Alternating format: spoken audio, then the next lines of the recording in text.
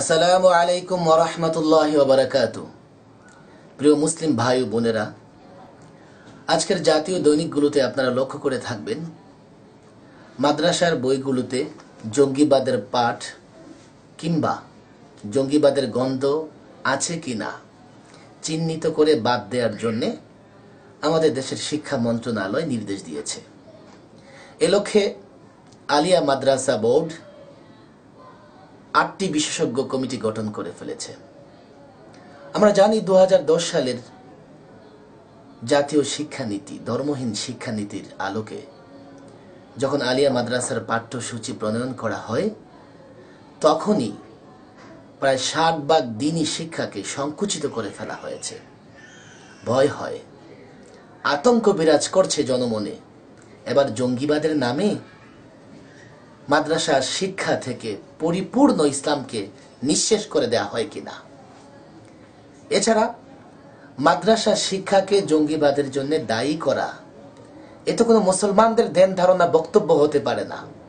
আমরা জানি যে পাশ্চাত্য সাম্রাজ্যবাদীরা যারা মুসলমানকে ধ্বংস করতে চায়, যারা ইসলামী শিক্ষাকে ধ্বংস করতে চায়, যারা মনে করে মুসলমানরাই কেবল সন্ত্রাসী, জঙ্গি, তাদের স্লোগান হচ্ছে যে মুসলমানদের শিক্ষা ব্যবস্থায় জঙ্গিপনা শেখানো হয়, সেজন্য তারা জঙ্গি হয়। এটা কখনো মুসলমানদের ধ্যান ধারণা হতে পারে না। আর আমি যদি মেনেও নেই যে আমাদের শিক্ষা ব্যবস্থায় জঙ্গিপনা শেখানো হয় বা এই ধরনের কোনো গন্ধ এখানে পাওয়া যাবে, তাহলে আমি জিজ্ঞেস করতে চাই, বর্তমানে বিভিন্ন মিডিয়ার জরিপে, পত্র পত্রিকায় আপনারা দেখে থাকবেন, এই সন্ত্রাসী কর্মকাণ্ড, জঙ্গি কর্মকাণ্ডের সঙ্গে জড়িত 90% স্কুল, কলেজ, ইউনিভার্সিটি পড়ুয়া। আমাদের স্বরাষ্ট্রমন্ত্রী তো বলেই ফেলেছেন যে মাদ্রাসায় সন্ত্রাসী নয়, সন্ত্রাসী সৃষ্টি হয় প্রাইভেট ইউনিভার্সিটিগুলোতে। তাহলে কেন মাদ্রাসার সিলেবাস, মাদ্রাসার পাঠ্যসূচিকে সামনে নিয়ে আসা হবে জঙ্গিবাদের আলোচনা আসলে? এর জন্য তো স্কুল, ইউনিভার্সিটি সর্বত্র জঙ্গিবাদ তালাশ করা চাই। আসলে জঙ্গিবাদ নয়, উদ্দেশ্য হচ্ছে মাদ্রাসা শিক্ষাকে ধ্বংস করা। আপনারা লক্ষ্য করে থাকবেন, আমরা দীর্ঘদিন ধরে আন্দোলন করে আসছি যে এই ক্লাস 1 থেকে শুরু করে 10 পর্যন্ত যে শিক্ষা ব্যবস্থার মধ্যে পাঠ্যসূচিগুলো আছে, আমরা আঙ্গুল দিয়ে দেখিয়ে দিয়েছি, আঙ্গুল দিয়ে, যে এখানে কোথায় নাস্তিকবাদ আছে, কোথায় ব্রাহ্মণ্যবাদ আছে, এবং এই শিক্ষার মাধ্যমে কিভাবে দেশের কোটি কোটি শিক্ষার্থীকে বেদিন বেঈমান করার ষড়যন্ত্র চলছে।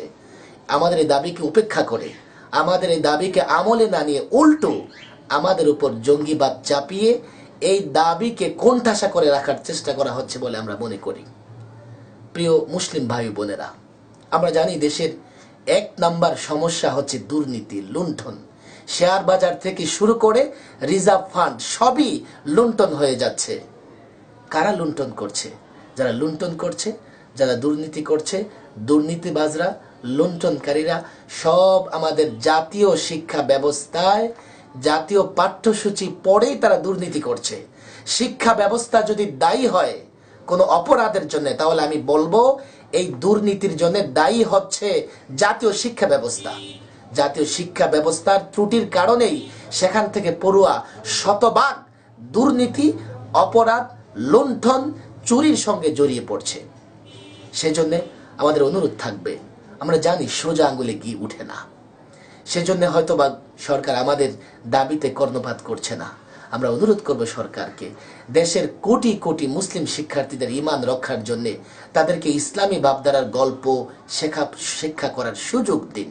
হ্যাঁ, হিন্দু তার ধর্ম শিখবে, সেদিকে হিন্দু, বৌদ্ধ, খ্রিস্টানকে আমরা কোনো বাধা দিতে চাই না। আমরা চাই মুসলমানের সন্তান হিসেবে যেন আমরা ধর্মকর্ম করে যেতে পারি।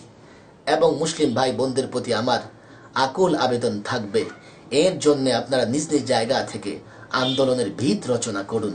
আন্দোলনের মাধ্যমেই আমাদের এই দাবি আদায় করে নিতে হবে।